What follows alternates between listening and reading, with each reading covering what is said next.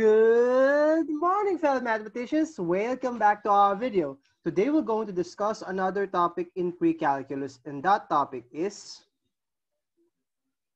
examples of the slope of a line. Previously, in the last video, we have discussed the intuitive idea and the concepts about the so-called slope of a line. And papalit tayo ng color ng pen before we start. Now, let's say we have a line. Let's have a line. And we have the points, let's say x1. Tago natin sa pangalan x1, y1. And this second point is x2, y2. And we can calculate the slope of this line using this formula y2 minus y1 all over x2 minus x1. In this video, we'll be discussing examples, yung mga practical examples using this formula.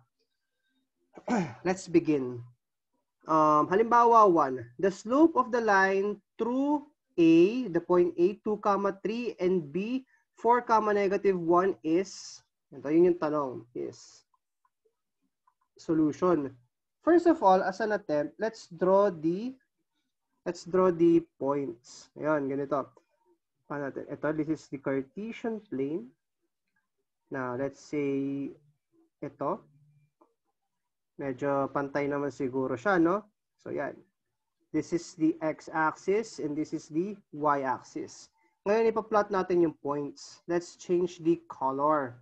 Let's say black.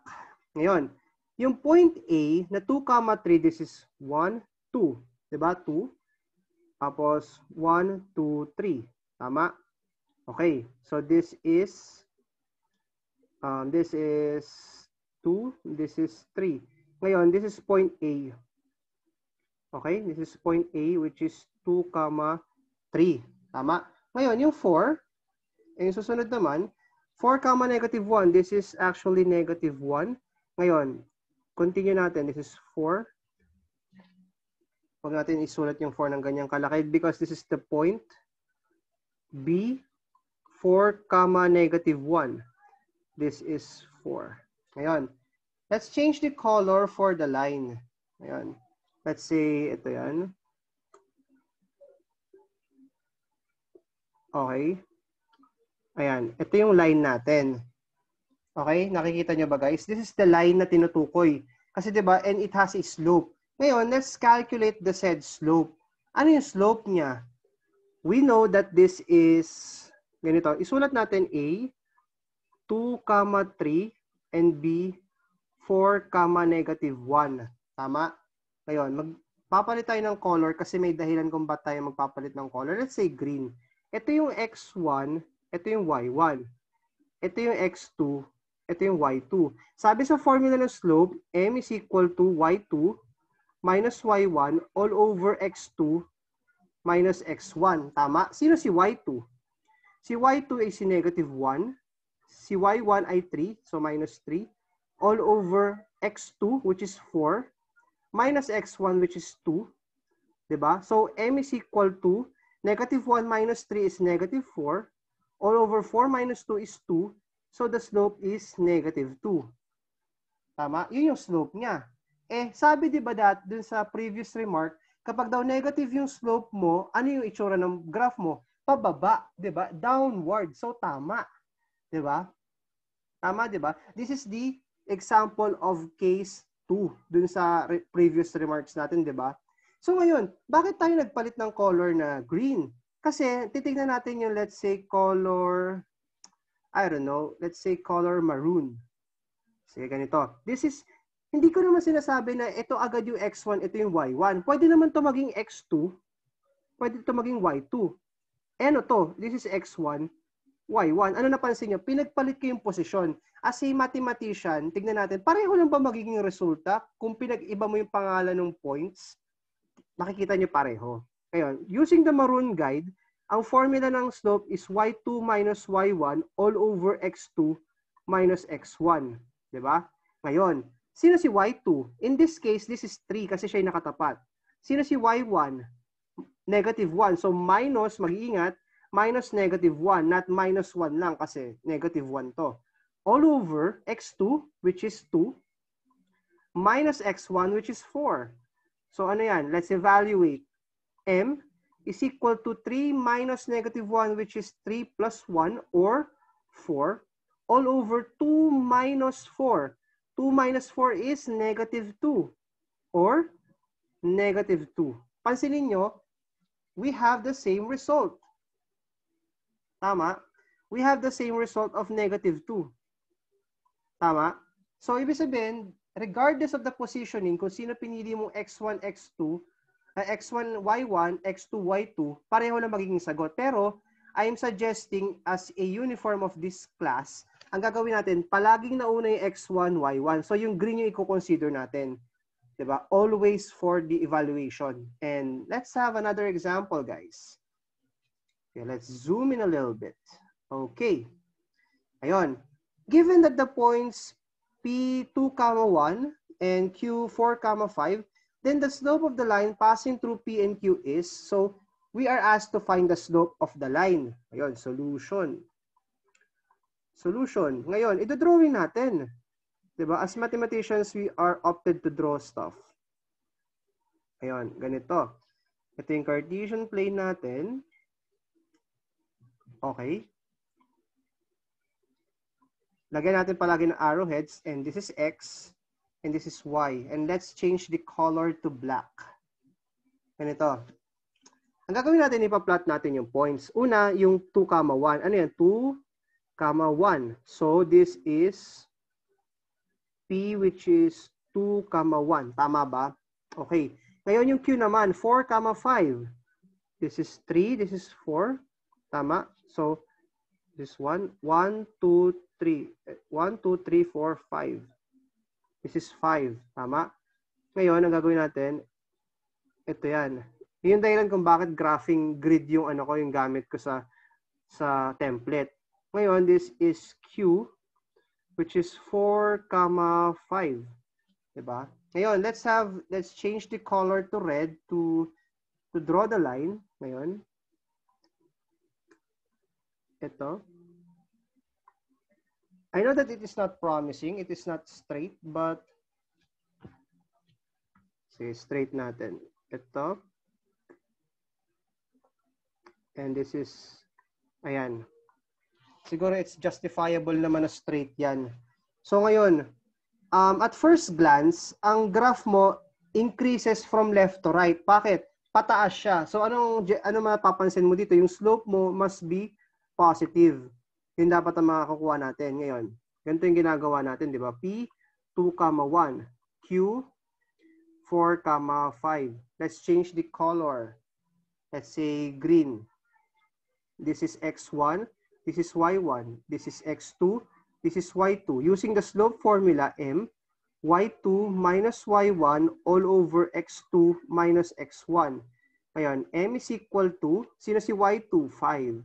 Minus 1, kasi siya yung Y1, all over X2, which is 4, minus X1, which is 2. Ay, magiging 5 minus 1 is 4, all over 4 minus 2 is 2. Tama? So, magiging 4 all over 2 or 2. Yan ang sagot. So, napapansin nyo, yung slope mo ay positive kasi nga, yung graph mo increases from left to right. Parang pataas siya. Okay? Yun na naman ang gusto kong sabihin. Ngayon, let's proceed to another example. Okay. Ngayon, let's change the color again kasi nasa green tayo. Ngayon, given that the points A, 3, 3 and B, 5, 3, yung slope mo ano daw? Then the slope, medyo kulang yung ano eh. Then the slope is, ayan, solution. Ngayon, ito-drawing ulit natin. Ayan. So far naman, medyo straight naman ang ano natin, drawings natin. Kahit, ayan na nga, dahil binate, hindi na naging straight. Ayan. Okay. Ganito, X, this is Y. Ayan, let's change the color to black again, guys. Ayan, una yung goal natin 3, 3. 1, 2, 3. 3. 1, 2, 3. 3. Ngayon, ito yung point na A, 3, 3. Tama? Sunod. Yung 5 naman.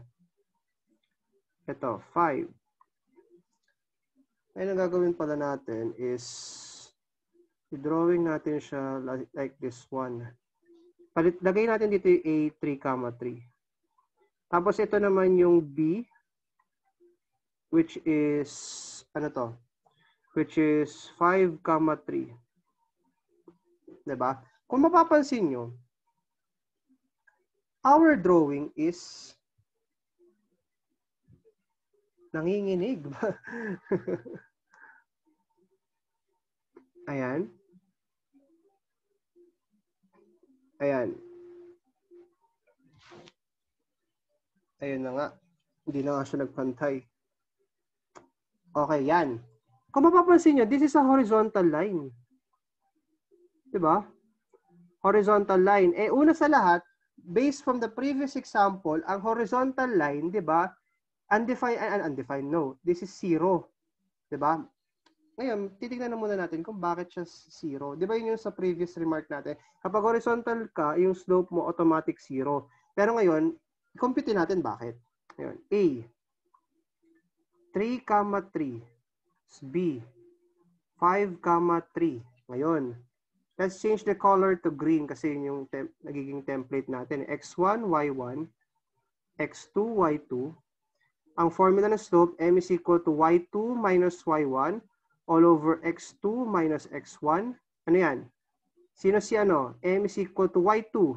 3 minus Y1, 3. Di ba napapansin nyo? 3 minus 3, 0 yan agad.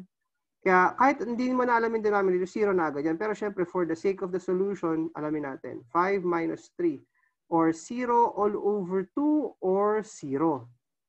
Diba? Tama yung prediction natin kasi yun yung remark. Kasi pansinin niyo, ito yung sinasabi ko na parehong equal na y1 equal y2. Yun yung nakaraan, diba? Sa nakaraang video. Ayun. Lastly, papalit tayo ng color. And for the last time, let's have another example. Ayan. Then the slope is, ayan. Ayan, solution tayo. Ayan, magdodrawing ulit tayo ng Cartesian plane. Ayan. Yan. Okay. This is X. This is Y. Let's change the color. Okay, ngayon. 5, 4. 1, 2, 3, 4, 5. 5, 4. 1, 2, 3, 4. Ito yung 4. So, magiging ito yung C, which is 5, 4. Susunod, ang sinabi, yung D daw is 5, 2. So, 5, this is 2. Yeah, ito yan. D, 5, 2. Ngayon, let's change the color to red para madrawing natin yung line. Okay, di ba napapansin nyo? Vertical line. Eh, di ba sabi natin from the previous example, ang sagot dyan is undefined. In the previous remark, di ba? This is undefined. Kaya alamin natin kung bakit. Let's change the color. Ngayon, C is 5, 4. Yung D mo is 5, 2. Magpapalit tayo ng color. Again, for the last time, green. This is X1, this is Y1, this is X2, this is Y2. M is equal to Y2 minus Y1 all over X2 minus X1. Yun yung formula, di ba? So, M is equal to Y2, which is 2, minus Y1, 4, all over X2, which is 5, minus X1, which is 5. So, this is negative 2 all over 0. Eh, ano yan? This is undefined. You don't say that the slope is undefined. Ang sinasabi mo, the expression is undefined. Ibig sabihin, wala kang slope or you are undefined. It doesn't have a slope. Kasi di ba, sabi kasi steepness yan, steepness, kung gaano katarik. Eh, ang vertical line ba may tarik? Di ba wala? So ngayon, napapansin ninyo, yan na, tumahol na nga yung aso to indicate na Tapos na yung video natin. Ngayon, di ba pansinin nyo, in-scope natin yung exam, yung mga remarks. Ito yung case na pababa, we have a negative slope. Pagpababa, kapag naman pataas ka, we have a positive slope. Tama? Kapag naman horizontal line ka, you have a zero slope. Kapag naman lastly, kapag naman vertical line ka, you have an undefined slope. And I hope you learned something today. We have discussed the cases of the slope. In the next videos, we will discuss about the concept of collinearity and the so-called test for collinearity. And until then, mathematicians, keep safe and good night. Have a great day ahead of you.